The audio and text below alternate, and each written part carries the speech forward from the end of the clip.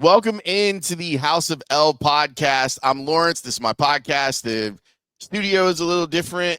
You can see some of the stuff more in the background today. Got the Remy Martin sign. They're one of our sponsors here on House of L. People can more clearly see my Chicago Vice poster with Walter Payton and Jim McMahon in here. And Annie has been nice enough to help me figure out how I can help fill out the walls with some cool stuff that I've been hanging on to. So, speaking of which, that's Annie. You know Annie. She covers basketball for the Chicago Sun-Times. You've seen her all over the place. She does great stuff over on CHSN when they ask her to come by the studio. And she's pretty much just a rock star. So I wanted to talk with the rock star because I had some stuff in my mind while I've been on vacation. First of all, thank you for joining me. I appreciate it. Of course. I mean, now I'm back healthy. I'm at 100%. Like whatever I could do, I'm doing. We had to get you right. We had to get you right before we could get you on the podcast. I was like texting you from literally the depths of hell, my bedroom where I was for weeks. And you're like, you and another friend were like, maybe it's time to get a antibiotic in your system. Like you're not exactly kicking this on your own. I'm glad that you're feeling better because that's whenever I probably get a sinus infection like once a year and it is debilitating. So bad. Absolutely debilitating. So I'm glad that you're on the road to recovery and I'm glad that you're here. I've been on vacation for the most part over the last 2 weeks, but there's a story that you know intimately that I want to start with because I'm fascinated by this. Yeah. The Marina Mabrey story. Yeah. With the Connecticut Sun. Catch people up if they don't know what's happening with this. Yeah, so it goes all the way back to our guy, James Wade, who traded for her years ago. And just giving some context, like the WNBA is such a small, intimate league that when players request trades or demand trades up until this point, which we're seeing now with Marina's trade request being denied, up until this point, they've for the most part been granted because again, it's such a small league. All the GMs, coaches, like players, if you don't want to be somewhere, it's hard to kind of create a bridge to getting things back on track again, because it's such a small league and there's just things get out of hand quickly, right? When relationships get strained. And so those relationships with coaches and GMs have kind of allowed for an ease with which, again, trades can happen when they're forced. And so Marina, back when James traded for her, she wanted out of Dallas. It wasn't vocalized in the same way as it's being vocalized now, but she was ready to be moved. And so James goes and gets her. He gives up a whole lot of picks, which we could get into now too, because we're kind of seeing this cycle repeat itself with Jeff Pagliacca. He brings her to Chicago. He leaves. The situation becomes entirely different for Marina. She requests out again, which that situation, like it made a lot of sense why she wanted out. Now, again, she gets to the Connecticut Sun and it's like the same situation is happening again. The coach leaves. The roster is entirely blown up because none of the free agents come back. You think you're coming into this situation where you're going to be part of a championship contender. Now, not only are they rebuilding, they're at the bottom of a rebuild. Like when we talk rebuild levels, they're at zero. Okay. And so as a player, it's like, that's not what you signed up for. The problem is though, the Sun have nothing to lose. They have nothing to lose. And President Jen Rosati showed as much when she's like, we're not granting this request. You could hate it here all you want, but we need you and you're not getting out because nothing we're going to get in return is going to be as valuable as what we see you being here in Connecticut. And so, I mean, as a person who's been covering the WNBA as long as I have, I love the drama of it, right? Like we saw what happened in Miami with Jimmy Butler. It's like, the WNBA is a business. The Connecticut Sun are a business. And if they don't see, if they don't think they're going to get a solid return, sorry, Like we're not trading you. This is a business at the end of the day. And I think stuff like this happening, again, we saw her agent's comments, and as much as people want to like, maybe say this isn't good for the game, this is great for the game, in my opinion. So Marina's been on what, 4 teams in the last 5 years, right? And Three, because Dallas, Chicago, and now the Sun. Okay. And with the Sun, their entire starting 5 is gone, right? Like this is I don't know if I have ever seen, and their coach. I don't know if I've ever seen that where it's just like everyone's gone. And I know that with the Sky, like it partially happened where you looked up and you're like, wait, a championship team just kind of dismantled itself. Yeah. But to not have any of your returning starting 5 available is crazy. Yeah, I always get people in my mentions that are like, oh, why aren't you going so hard on Connecticut? Or why aren't you going so hard on the Sparks? Like you go so hard at the Sky. Why aren't you going in on these teams? Listen, if I was in Connecticut as a beat writer and I knew the ins and outs of that franchise and could like spill it all, I would be. This is an utter failure by the Connecticut Sun. And again, we're seeing it happen, commonalities between the Sky and the Sun, in the sense of when the Sky's championship roster dismantled, there were a lot of reasons for it. Players wanted to be in new situations, sure. The locker room got to a point where it was like, can we come back together and do this again? Probably not. Like there was just a divide. And also then on top of it, you have a franchise that is not at the same level as these other franchises. Well, the Connecticut Sun are, again, a franchise that's not at the same level as these other franchises that we saw all of their stars leave to go to, with the exception of Bree Jones, who ended up in Atlanta, and they still have a ways to go as far as investment goes. But, the Phoenix Mercury trading for Alyssa Thomas, Dewana Bonner ending up with the Fever. These are franchises, again, that are able to offer not only a competitive environment, like these are teams who think they can contend in 2025, but these are also franchises that are able to offer the prime opportunities as far as investment goes and environment goes, player environment. So some similarities between what the Sun and the Sky, what the Sun are going through now and the Sky went through in 2022, but the rate at which this happened for the Sun was overnight. How is Unrivaled gone? I think Unrivaled's been amazing, in my opinion, because of the light it's shining on the WNBA as far as the standard they need to set, right? For a league to come up, this is my opinion, but for a league to pop up essentially overnight and be able to provide the luxuries that they're providing, it kind of raises the questions of like, what have y'all been doing? How could we bring this league up and start it overnight? And y'all have existed for almost 30 years now, and we're providing a better, setup than a lot of these franchises, again, that have existed for decades. It's like, that's the biggest question it raises to me, because Unrivaled, it's like, is this a league that's going to last for decades? Uncertain. But what they're doing now is what's most important to me. It's like, whether they last for decades or not is not really, I think, a marker of their success. I think the standard they require the W and other leagues to elevate to, I think that, again, in my opinion, could be the mark of its success. It's interesting to me because the NFL is a behemoth now, but they're at a point they needed to be challenged, whether it was the USFL or whatever. Yeah. And they have taken pieces of all of the other football leagues, the spring football leagues, and added to their collective.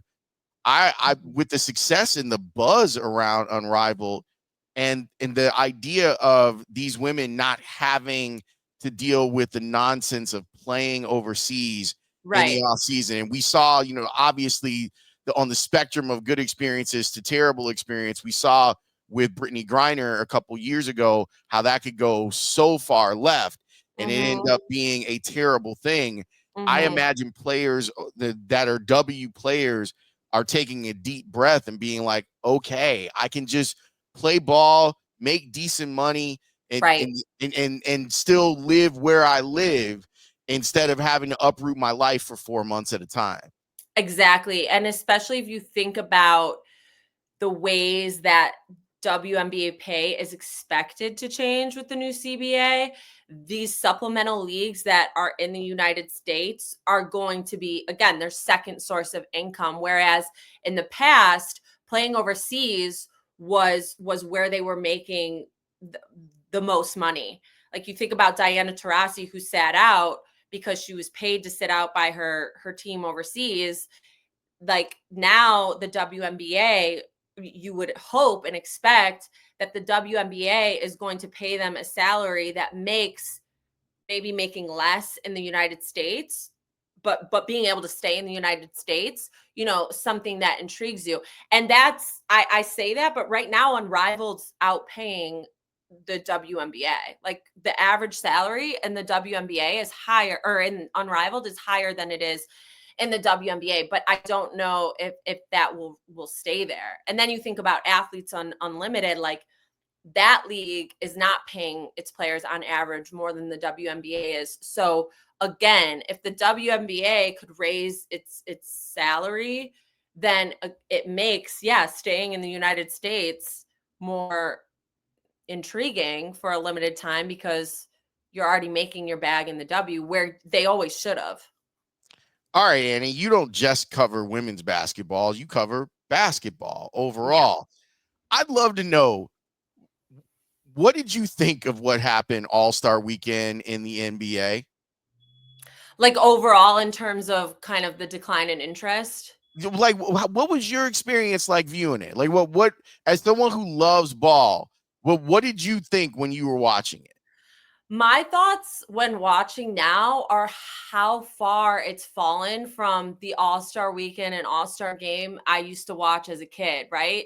The All-Star game as a kid was so hype. It was so entertaining. It was so competitive. You couldn't wait to see your favorite players on the same team, and then also going up against, another set of your favorite players. It was like an opportunity to see how your favorite personalities in the NBA, excuse me, look at me talking about the W, or still trying to talk about the W, how they team up, right? And how they compete. Like I could think about moments watching Kobe Bryant and how, then seeing him on the same team as some of my other favorite players, and how those dynamics, like I couldn't wait to watch that. And now there's just such a relaxed energy about it that, to be honest, your desire to even turn it on is so low. Like I didn't even watch the full game. I was like flipping back and forth. I had other things on, so it just, that competitive drive isn't there anymore. And I get it. Like these players, I mean, y'all are making so much money. Your season is so long. If you don't want to show up and give 100%, if you don't want to show up and get your nose broke, like that's your prerogative. You don't have to. But like, who's going to turn it on? Who's going to turn it on? Let's talk about the Bulls. Yeah.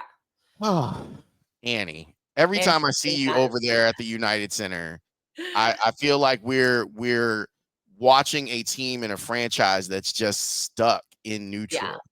And I know that they feel like they're taking steps to get unstuck with the moves that they made, but they still kind of end up stuck. And I'm watching last night's game and I'm going, oh yeah, this is the game for the play-in, because the Sixers are, I think, toast. Right. I think they're absolutely finished. Right. And the Bulls are going to end up in that spot yet again. It's so frustrating. I just feel like we're all on a hamster wheel.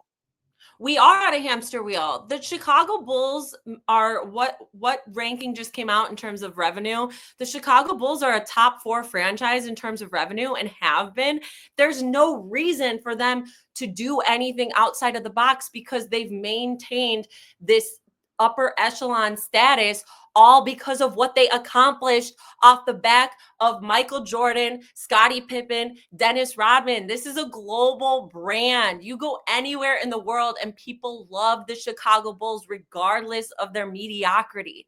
They could literally be a busted franchise the rest of time and people are still going to obsess over them because there's still going to be documentaries made about the greatest time in NBA history. There's still going to be documentaries made about the greatest player in NBA history. And he happened to wear a Chicago Bulls jersey. I think the thing that's so frustrating for fans, and I say this like as a person who's consumed kind of the opinion of fans, both of the Sky and the Bulls over these years, is that these owners are not acknowledging their the fact that they're not it.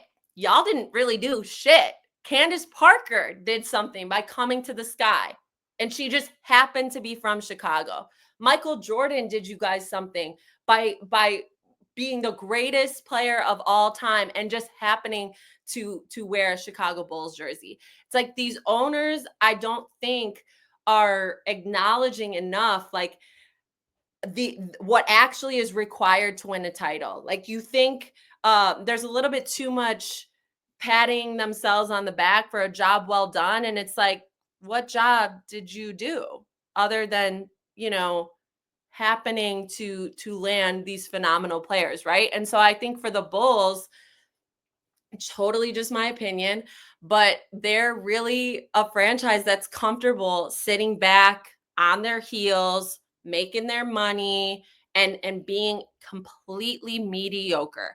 I would pay solid money to be a fly on the wall in the meetings between AK and ownership because I don't think it's a stretch to say that they're in those meetings being like, yeah, like do what you got to do, but we're cool with where things are at.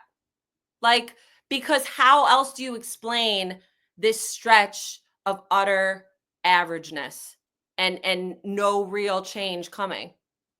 Oh, utter Sorry. averageness. That is a good wordplay right there. Where that's kind of where they're at, and everyone knows it and everyone can feel it. And look, going to a game is still fun.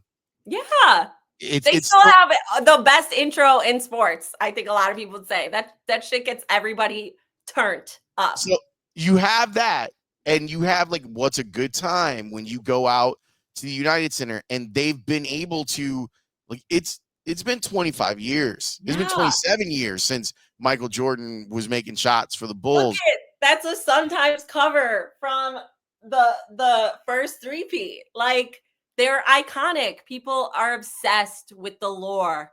The lore is the new word that all the young kids are throwing around. Yeah, and here we are just stuck, and I can't figure a way out of it for them. Like they don't really have the right type of draft capital. They, strangely enough, free agents don't want to come here, and the moves that they make are questionable. So it's like if you look at all of the different ways that you can get better, they're they have failing grades in all three of those categories. 100%. And it's like, how are you going to get out of it? It's So my big question, and this is like again, I would love to pick the brain of an actual Bulls beat writer like Joe Cowley, KC, like these guys who are just on the ground and know all the happenings. But when it comes to free agency, in my opinion, it's like, why won't these big stars come here? Because they know this franchise isn't serious about actually winning. Chicago's a great market. Players love this city, but they know what they're getting by signing up to come here in terms of like an overall franchise goal standpoint. And then another question I have that again I'd love like the inside scoop on, and I don't want to pretend like I have it because I'm not on the ground all the time, but it's like when you think about what AK did in Denver, that's who I think everybody thought was coming here. That version of him. And so it's like what happened that made this, once advantageous GM come to a new market and now he's pulling off these lax moves. the only commonality is ownership, right? It's like, look at Garpax, like everybody came for their heads. Well, now everybody's coming for a new management's head, and it's like, what's the commonality? We got to look at the commonalities. Everybody wants to drag the person in charge at the moment. Well, what's the commonality? Even again, look at the Sky, right? Like, people are questioning Jeff Pagliaca's moves. They question James Wade's moves. I question James Wade's moves as a GM. I owe that man an apology. He's going to be here on Friday. Like, I've already apologized to him via text for some of the ways I dragged his moves. But again, it's like the commonality was ownership. Sky ownership had a guy who was a great coach and a really solid GM in a dual role. That was ownership's fault. Sky ownership hired a very well-respected skills guy to come in and be the GM with no experience. And Jeff's doing a solid job. But again, if there's any blame that's needs to go around, it's ownership, the commonality. Find the commonality. Annie, you're the absolute best. I love it. Thank you so much for being on the podcast. Thank you for all the feng shui that you're trying to help me out with as far as the office goes. It's appreciated. What's the next big thing for you, Sun Times wise? What should people be looking forward to you writing? I've got a couple features in the works that I'm really excited about that are more big picture, more WNBA focused, and not necessarily just the Sky focus. So I think keep your eyes out for those, because while we're kind of in this middle ground between free agency and the WNBA draft, I think those will be interesting for everybody to read. All right, Annie, thanks again for this. You are awesome, and I always look forward when you come and hang out on the pod. Thanks for having me.